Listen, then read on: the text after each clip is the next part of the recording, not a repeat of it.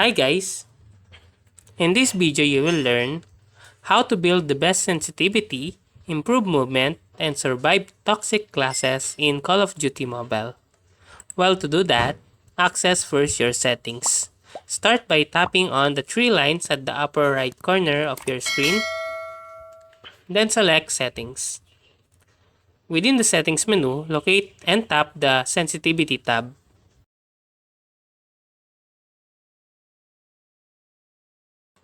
Now scroll down until you find the Firing Sensitivity section.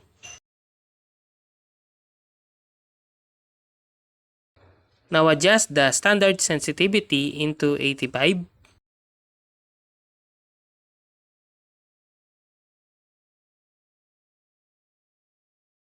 And adjust the ADS sensitivity into 145.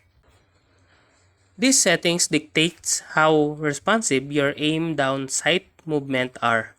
A higher value like 145 ensures precise aiming without sacrificing agility. With this setting, you can swiftly acquire target while maintaining control over your aim. Now, when it comes to camera sensitivity adjustment, just scroll until you see the camera sensitivity section.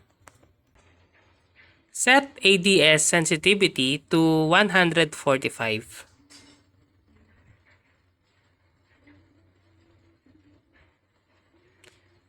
This to ensure consistency with your firing sensitivity.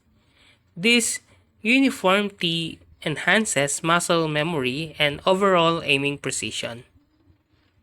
When it comes to sniper scope sensitivity, adjust this to 65 for precise aiming with sniper rifles. And set tactical scope sensitivity to 135 to strike a balance between speed and control when using tactical scopes. By following these steps behind sensitivity adjustments, you can elevate your gameplay in Call of Duty Mobile. Mastering sensitivity settings not only enhance your aiming precision, but also improves your ability to maneuver swiftly and adapt to toxic classes. Practice consistently, experiment with different settings, and stay adaptable to evolving strategies to dominate the battlefield.